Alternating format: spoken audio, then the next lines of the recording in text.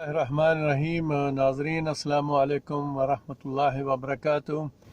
ناظرین، چونکہ ڈیوٹی پہ ہوں اور ڈیوٹی سے تھوڑا ٹائم ملا تھا تو نکل کے میں نے سوچا یہ ضروری بات ہے یہ اپنے ناظرین تک پہنچا دوں، اور میں ساتھ ساتھ یہ بھی ریکویسٹ کرنا چاہتا ہوں کہ اگر آپ میری انفارمیشن کو کچھ بہتر محسوس کرتے ہوں کہ آپ کو اس سے کوئی فائدہ ہوتا ہو تو کائنڈلی اس کو سبسکرائب ضرور کر دیا کریں اور بیل آئیکن کو بھی پریس کر دیا کریں تاکہ جب میری کوئی نئی ویڈیو آئے تو وہ آپ کو فوری طور پر مل سکے۔ اچھا، ابھی جو میں آج بات کرنا چاہتا ہوں اس موضوع پہ کرنا چاہتا ہوں کہ دیکھیں، آج 20 تاریخ کے بعد مختلف جو ہے وہ معاملات جو ہے نا وہ چل نکلے ہیں جن کو دیکھنا انتہائی ضروری، جو کہ نواز شریف کے اس متنازع بیان کے بعد شروع ہوئی بحثیں جو اس نے مختلف ملکوں اور مختلف دشمن عناصر کے ایجنڈے کو اجاگر کیا تھا، اور بعد میں اوقات ان کی یہ ہوتی ہے کہ وہ کہتے ہیں نا، ایک مثال ہے کہ ایک بندے نے کسی سے کچھ لینا تھا، پیسے لینے تھے، تو جس سے پیسے لینے تھے نا وہ بندہ پکڑا ہی نہیں دے رہا تھا، تو جا کے جس نے لینے تھے پیسے اس نے اسے گریبان سے پکڑ لیا۔ تو جناب اس نے کہا کہ بھائی میرا گریبان چھوڑ دو، بڑے غصے سے اس نے کہا کہ میرا گریبان چھوڑ دو ورنہ، تو اس نے پھر اس کو ہلا کے ذرا گریبان سے پکڑ کے کہا کہ ورنہ تم کیا کرو گے؟ اس نے کہا میں جوتی اتار لوں گا۔ تو بڑا حیران ہوا، اسے اور غصہ آیا، اس نے کہا تو جوتی اتار کے کیا کرے گا؟ تو اس نے کہا میں اتنا بھاگوں گا کہ تیرے باپ کے ہاتھ بھی نہیں آؤں گا۔ تو یہ جو مثال ہے نا یہ ہے شریف فیملی کی اور یہ ان سب سیاست دانوں کی، کہ ایک طرف تو وہ وہاں لندن پہ بیٹھ کے نیلسن منڈیلا بن گیا تھا اور دوسرے نمبر پر وہ جوتے پکڑنے میں تیز ہے اور سارے کے سارے پکڑ رہے ہیں۔ میں کہتا ہوں کہ اگر یہ کسی مہذب معاشرے میں ہوتے تو یقین مانے کہ لوگ جوتے مار مار کے نا ان کے سر پہ جو 2-4 بال ہیں وہ بھی اتار دیتے، اور یہ مریم بی بی کو تو اتنے لوگ جوتے مارتے کہ اس کو ہوش ہی نہ آتی کہ مجھے کرنا کیا ہے، جس نے 2018 کے الیکشن سے پہلے بھی ایک بہت بڑا قوم سے جھوٹ بولا تھا، اور اس نے کہا تھا کہ لندن میں کیا، میری تو پاکستان میں بھی کوئی پراپرٹی نہیں ہے، اور پھر جب گوشوارے بھرے تو سب کو پتہ ہے کہ اربوں کے حساب سے وہ مالکہ نکلی، اور اس کے بعد آہستہ آہستہ آگے دیکھ رہے ہیں کہ کیا کیا ہو رہا ہے، وہ 200 ایکڑ زمین اور پتہ نہیں کیا کیا، اور جب یہ نیب کے آفس میں پیشی بھگتنے کے لیے گئیں تو وہاں پہ جا کے جو صورتحال انہوں نے پیدا کی، جو فساد کھڑا کیا، وہ ایک اپنی جگہ پہ۔ اس کے علاوہ مسٹر ٹی ٹی کو دیکھیں کہ دیکھیں وہ کیسا شعبدہ باز ہے، وہ کیسا عجیب قسم کا نوسر باز ہے، ایک جادوگر ہے، عجیب بات کرتا ہے، اور لوگ کیا مزے سے تالیاں بجا رہے ہوتے ہیں۔ اچھا، ایک بات کی اس شریف خاندان کو داد دینی پڑے گی کہ یہ جھوٹوں کی یونیورسٹی کے بھی مالک ہیں۔ ایک تو ہوتا ہے نا وہاں کا کوئی اسٹوڈنٹ ہونا، یہ اسٹوڈنٹ نہیں ہے، یہ اپنی اسٹڈی کر کے انہوں نے جھوٹوں کی ایک یونیورسٹی کھول رکھی ہے جس کے یہ خود مالک ہیں۔ اب مسٹر ٹی ٹی ہمیشہ یہ کہتے ہیں کہ دیکھیں میں نے دھیلے کی جو ہے نا وہ کرپشن نہیں کی، اگر میرے مرنے کے بعد بھی ایک دھیلے کی کرپشن نکلے تو میری لاش کو باہر نکال کے لٹکا دیا جائے۔ بات وہ صحیح کرتا ہے کہ اس نے تو اربوں خربوں کی وہ کرپشن کی ہے، دھیلے کی تو اس نے کی ہی نہیں ہے۔ آج تک میں نے کسی صحافی کو نہیں دیکھا کہ اس بندے سے یہ پوچھے، مسٹر ٹی ٹی سے، کہ جی آپ نے دھیلے کی تو نہیں کی، ہم آپ سے دھیلے کی تو پوچھ ہی نہیں رہے، ہم تو یہ پوچھ رہے ہیں کہ یہ اربوں خربوں کی جو آپ نے کرپشن کی ہے اس کے بارے میں کچھ بتائیں۔ دھیلا چھوڑ دیں، یہ دھیلے کا تو ہمیں پتہ ہے کہ آپ نے دھیلے کی نہیں کی، یہ آپ بھی کہتے ہیں ہم بھی کہتے ہیں کہ آپ نے ایک دھیلے کی نہیں کی، آپ نے اربوں خربوں کی ہے۔ تو سوچنے کی بات ہے کہ ان کو شرم بھی نہیں آتی۔ جب لوگوں کی ماؤں بہنوں کے ساتھ کھیلتے تھے، ماؤں بیٹیوں کے ساتھ کھیلتے تھے، اس وقت آپ کو خیال نہیں آیا تھا جب بے نظیر کی تصویریں ہیلی کاپٹر کے تھرو لوگوں میں پھینکی گئی تھیں، ننگی تصویریں، اس وقت آپ کو خیال نہیں آیا تھا کہ یہ بھی کسی کی بیٹی ہے، کسی کی بیوی ہے، کسی کی ماں ہے، کسی کی بہن ہے، اور ہم یہ کیا کر رہے ہیں؟ اگر آپ لوگوں میں اتنی غیرت ہوتی کہ آپ کو یہ پتا ہوتا کہ غیرت نام کی کوئی چیز ہے، تو اپنی بیویوں، بیٹیوں اور بہنوں کے نام پر یہ کرپشن آپ لوگ نہیں کرتے۔ آپ لوگوں نے ان کے اکاؤنٹ کھولے، ان کو اس کرپشن میں آپ لوگوں نے انٹر کیا، تو جب آپ لوگ ان کو لے کے آئے ہیں تو مجرم کوئی بھی ہوگا تو وہ بھگتے گا۔ سب کہتے ہیں، مختلف علماء دین سے بھی سنا ہے کہ نبی اکرم صلی اللہ علیہ وسلم کے پاس ایک دفعہ کسی نے پوچھا تھا چوری کے مسئلے میں، تو انہوں نے کہا تھا کہ میری بیٹی فاطمہ بھی خدا نخواستہ اگر ایسا کام کرے گی تو اس کے بھی ہاتھ کاٹ دیے جائیں گے۔ تو نبی اکرم صلی اللہ علیہ وآلہ وسلم کی بیٹی سے بڑھ کے تو آپ کی بیٹیوں کا یا آپ کے خاندان کا کوئی عزت و احترام نہیں ہے نا۔ تو جب انہوں نے اپنی بیٹی کے لیے کہا تھا تو آپ کو اتنی غیرت ہوتی تو آپ ان کو کیوں انوالو کرتے؟ باقی رمضان شوگر مل کا ایک اور قصہ ہے آپ کا، وہ جو اس کا جو کچرا تھا، وہ جہاں آپ نے پھینکا اور وہاں سے ہیپیٹائٹس کی بہت ساری دنیا کو بیماریاں ہوئی، وہاں سے لوگ انوالو ہوئے۔ 500 صفحے کی انکوائری تھی وہاں پر، وہ 500 صفحے کی انکوائری آپ کے خلاف جس شخص نے بھیجی تھی اس کا نام تھا سید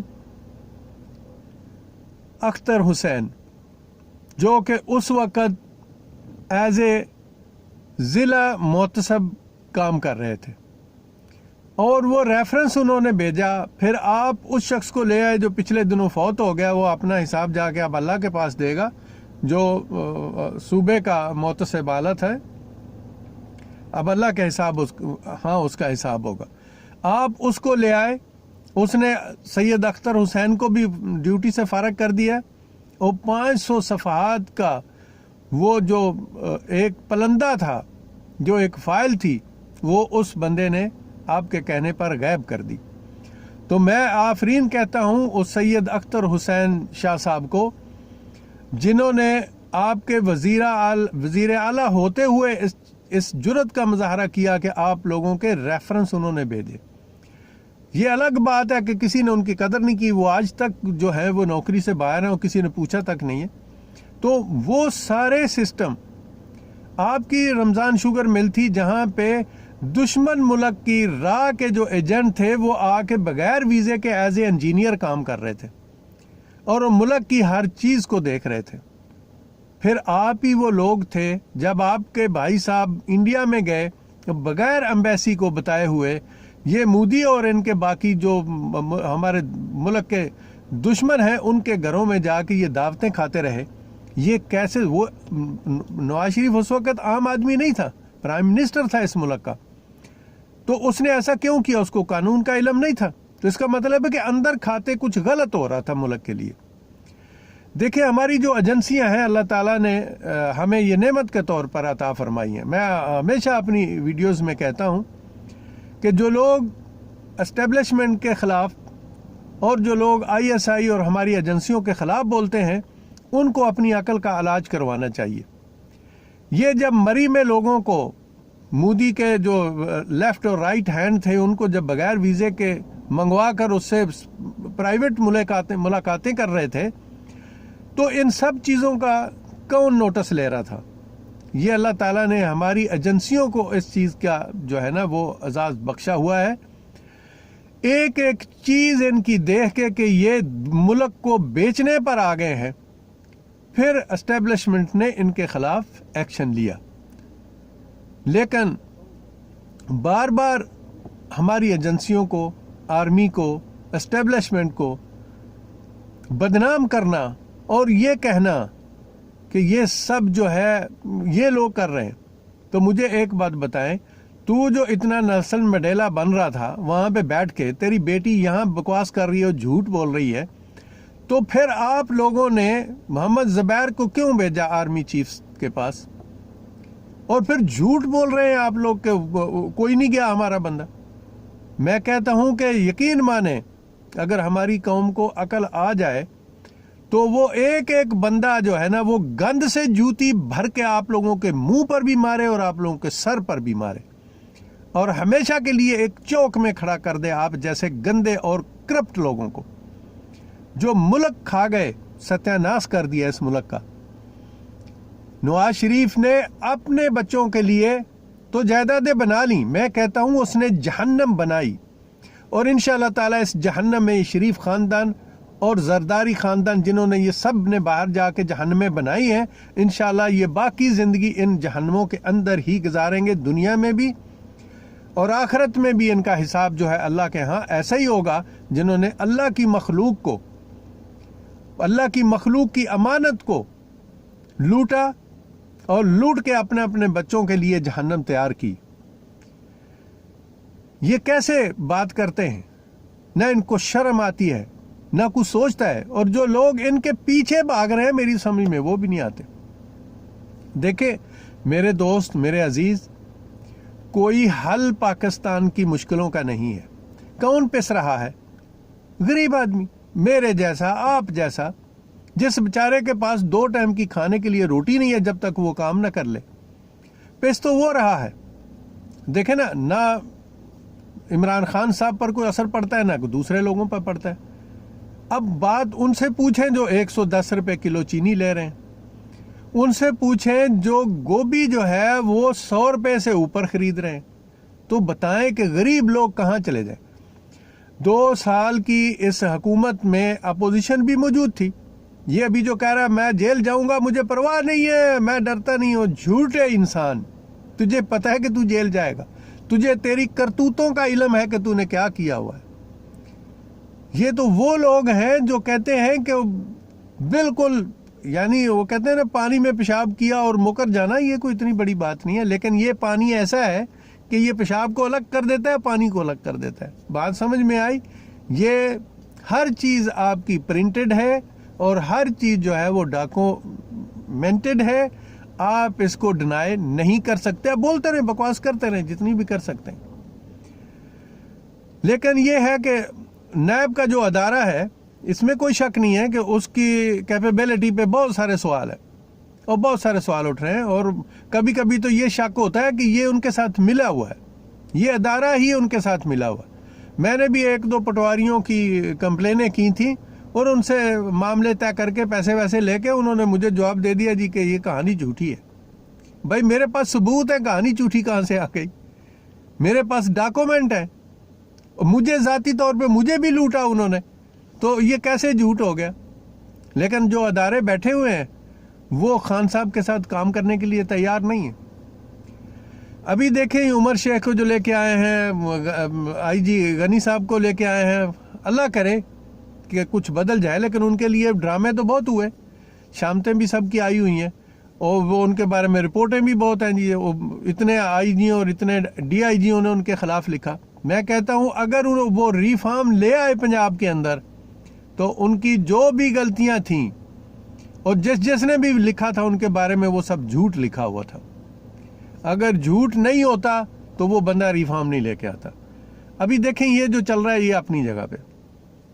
اب کل جو مریم نے پھر ایک جھوٹ بولا کہ جی ہمارا کوئی بندہ آرمی کو ملنے نہیں گیا، اور وہ بات سامنے آ گئی۔ ادھر سے شیخ رشید صاحب جو وہاں پہ موجود تھے وہ تو مانے ہوئے بندے ہیں، وہ تو یہ سمجھ لیں کہ چلتے پھرتے ٹیلی ویژن ہے، وہ ان کو کون چپ کرائے گا؟ تو بھائی یہ جتنا کچھ ہے یہ سب جھوٹ ہے، فراڈ ہے، ملک کو لوٹا جا رہا ہے، سب ملک کو لوٹتے ہیں۔ میں اپنی بہت ساری ویڈیوز میں کہہ چکا ہوں کہ میرے محترم، میرے عزیز، میری ماؤں، میرے بہنوں، ایک بات یاد رکھیں، یہ جو ظلم پاکستان کے اندر ہو رہا ہے ہر روز بچے اور بچیوں کے ساتھ، کل میں ایک چھوٹی سی بچی کی جو راول پنڈی میں یہ واقعہ ہوا کہ وہ غریب مزدور لوگ بیچارے مزدوری کرنے گئے تھے، وہ 8-10 سال کی بچی ان کے گھر میں تھی، اور ریپ کر کے گینگ ریپ وہ بچی کے ساتھ ہوا، زیادتی ہوئی، اس کو قتل کر دیا گیا۔ بتائیں یہ کون سی مسلم ملک ہے؟ یہ کون سی مسلم حکومت ہے؟ ہم کہاں جا رہے ہیں؟ میرے دوستوں کوئی حل نہیں ہے سوائے اللہ کے نظام عدل کے بغیر۔ خدا کے لیے سب کی منت کرتا ہوں، سب کو ریکویسٹ کرتا ہوں، خدا کے لیے اللہ کے نظام عدل کو نافذ کرنے کے لیے ساتھ دیں، ہمارا ساتھ دیں۔ ہم انشاءاللہ ایک ایک بندے کے پاس آئیں گے، ایک ایک گاؤں میں جائیں گے، ایک ایک محلے میں جائیں گے، لوگوں کو جا کے بتائیں گے خدا کے واسطے غریبوں کو کہیں سے کوئی انصاف نہیں ملے گا سوائے اللہ کے نظام عدل سے۔ یہ ایک بات یاد رکھیں، یہ لوگ کچھ ٹائم کے لیے جب الیکشن آتے ہیں تو ووٹ خریدنے کے لیے آپ کو 2-2 4-4 ہزار یا 5,000 دے دیتے ہیں، لیکن اس کے بعد پورے 5 سال آپ لوگوں کو جوتے مارتے ہیں، آپ لوگوں کی حالت خراب کرتے ہیں، آپ کی بہو بیٹیوں کے ساتھ زیادتیاں کرتے ہیں، چھوٹے چھوٹے بچے اور بچیوں کے ساتھ زیادتیاں کرتے ہیں، عورتوں کے ساتھ گینگ ریپ کرتے ہیں۔ کسی کے پاس یہ نہیں ہو رہا کہ بھئی کون سا قانون بنے۔ بھئی اللہ کی کتاب موجود ہے، ایسے زنا کرنے والوں کا، ایسے ریپ کرنے والوں کا قانون موجود ہے اللہ کی کتاب میں۔ چھوڑ دیں اس چوروں کے دستور کو۔ یہ چوروں کے دستور کو آپ کہتے ہیں کہ یہ انصاف پرووائڈ کرے گا؟ ہاں، یہ انصاف پرووائڈ کرے گا۔ کن کو؟ چوروں کو، ڈاکوؤں کو۔ اور آپ دیکھ رہے ہیں، ہم بار بار اس چیز کو دہرا رہے ہیں کہ وہ جعلی مریض جو یہاں سے گیا تھا، اس نے کیا ڈرامہ کیا؟ اس سے بڑا کوئی اور ڈرامہ تھا جو وہ کر کے گیا؟ اور سب اس ڈرامے میں شامل تھے۔ کوئی یہ کہے کہ حکومت اس میں شامل نہیں تھی تو یہ بھی ایک بہت بڑا جھوٹ ہوگا۔ حکومت بھی اس ڈرامے میں شامل تھی، نہیں تو ایسے کیسا ہو سکتا ہے؟ تو اگر حکومت اس ڈرامے میں شامل نہیں تھی، نواز شریف کو بھیجنے کے ڈرامے میں، وہ جعلی مریض بنانے کے ڈرامے میں، اس میں جو ہمارے سابق چیف جسٹس ثاقب نثار صاحب ہیں وہ بھی شامل ہیں، کیونکہ انہوں نے ریٹائر ہونے سے پہلے ایک ججمنٹ دی تھی کہ کس قسم کا مریض ہو اس کو ضمانت مل سکتی ہے، بھلے وہ کنوکٹڈ ہو۔ اور اس کے برابر جو انہوں نے اپنی ججمنٹ میں لکھا تھا، شریف خاندان نے اس کے اوپر ایکٹنگ کی، اور اس ایکٹنگ میں حکومت بھی شامل تھی، شاید اسٹیبلشمنٹ بھی شامل تھی، سارے شامل تھے۔ یہ ظلم ہے۔ یہ ظلم کس کے ساتھ ہے؟ پاکستان کی 24 کروڑ غریب عوام کے ساتھ ہے۔ 24 کروڑ میں سے یہ سمجھ لیں کہ 22 کروڑ تو کم از کم غریب ہیں، 2 کروڑ تو اشرافیہ لگا لیں نا۔ اس 22 کروڑ عوام کے ساتھ یہ ظلم ہوا اور اس کے ساتھ کمپرومائز کر کے نواز شریف کو انہوں نے بھیج دیا۔ لیکن یہ بھول گئے تھے کہ لندن آماج گاہ ہے ایسے لوگوں کی، جہاں پر ان کو انٹرنیشنل اسٹیبلشمنٹ اور انڈیا کی اسٹیبلشمنٹ جو ہے وہ ان کو سپورٹ کرے گی، وہ ان سے وہ کچھ کہلوائے گی پاکستان کے بارے میں جو انسان تصور نہیں کر سکتا۔ ان کو تجربہ نہیں ہوا تھا الطاف حسین کو بھیج کر کیا ہوا تھا؟ الطاف حسین کو اس وقت ہی چڑھا دیتے سولی پر تو زیادہ اچھا تھا۔ اس کو لندن بھیج کے کیا ملا ہمیں سوائے بدنامی کے؟ اور وہاں سے بیٹھ کے وہ بھیڑیوں کی طرح وہ بک بک کرتا تھا، اس کو بولنا نہیں آتا تھا، وہ پاکستان کو پاکستان نہیں سمجھتا تھا۔ اس کے بعد بلوچستان کا حال دیکھ لیں، دوسری جگہوں کا دیکھ لیں۔ دیکھیں یہ ساری چیزیں جو ہیں، ملک دشمن عناصر کو اگر عوام ختم کرنا چاہتی ہے، اگر عوام چاہتی ہے غریب عوام کہ ان کے حقوق جو ہیں وہ محفوظ ہوں، ان کی بیٹیاں، بچے، بہو، عورتیں محفوظ ہوں، میں کہتا ہوں اللہ کو یاد رکھ کے ہمارے ساتھ چلو، انشاءاللہ باذن اللہ ایک عورت میدان پورے میں جائے گی، اللہ کے اس رسول صلی اللہ علیہ وسلم کی بات کے مطابق جو آپ نے کہی تھی، اس کے مطابق جو قانون ہے ہم لائیں گے پاکستان کے اندر۔ ایک عورت اکیلی سونے سے بھری ہوئی بھی جائے گی، اس کی طرف کوئی آنکھ اٹھا کے نہیں دیکھ پائے گا۔ وہ اللہ کے رسول ہمیں بتا کے گئے، یہ سب کچھ ہمیں دے کے گئے۔ بدقسمتی ہماری یہ ہے کہ قرآن کا جو مسودہ ہے وہ ہم نے اپنے پاس رکھا ہوا ہے، جس کو بہت سارے لوگ 99% لوگ سمجھتے ہی نہیں ہیں عربی کو، اور ترجمے جو آج کل ہو رہے ہیں وہ ہر فرقہ جو ہے اس نے، ہر مسلک جو ہے اپنے حساب سے قرآن پاک کا ترجمہ کیا ہوا ہے۔ یہ بھی ایک بہت بڑی سازش جو ہے نا وہ پاکستان میں چل رہی ہے، فرقہ پرستی کو اور مسلکوں کو ہوا دینے کے لیے ہر مسلک نے اپنے اپنے حساب سے ترجمہ کیا ہوا ہے. قرآن کی آیت کچھ کہتی ہے اور نیچے ترجمہ کچھ اور ہوتا ہے. اس کا بھی خیال جو ہے اسی وقت ہوگا جب ہم اللہ کا قانون نافذ کریں گے پاکستان میں. تو میں کہتا ہوں بھائی، سب سے ریکویسٹ کرتا ہوں، سب سے گزارش کرتا ہوں کہ خدا کے لیے اب تو سمجھ جاؤ. روز بچیوں کی عزت لٹ رہی ہے، روز چھوٹے چھوٹے بچوں کے ساتھ جو ہے وہ زیادتی کر کے ان کو قتل کر دیا جاتا ہے. وہ کیس جو رپورٹڈ ہیں وہ بہت سارے ہیں ڈیلی کے، اور کچھ ایسے ہیں جو رپورٹ ہی نہیں ہوتے. لوگ بیچاری اپنے عزت کی خاطر چپ کر کے رہ جاتے ہیں، اور اس کے بعد اگر کورٹ عدالت میں کوئی عورت آ جائے تو جو وکیل اس عورت کا حال کرتے ہیں.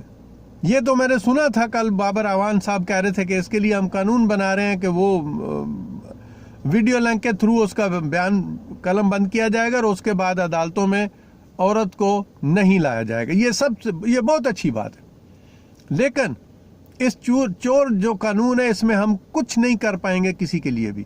تو میں سب سے ریکویسٹ کرتا ہوں، اے لوگو خدا کے لیے سمجھ جاؤ، اللہ اور اس کے رسول صلی اللہ علیہ وسلم کی سنت کو پاکستان میں نافذ کرنے میں ہماری مدد کرو.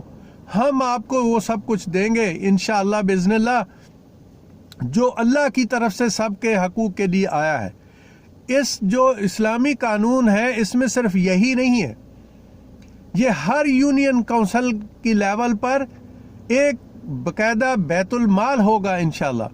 اگر کسی گھر کا سربراہ فوت ہو جائے گا، اس کے بچوں اور اس کی جو بیوہ ہوگی ان کے حقوق کا خیال جو ہے وہ گورنمنٹ کے نان نفقے پہ رکھا جائے گا.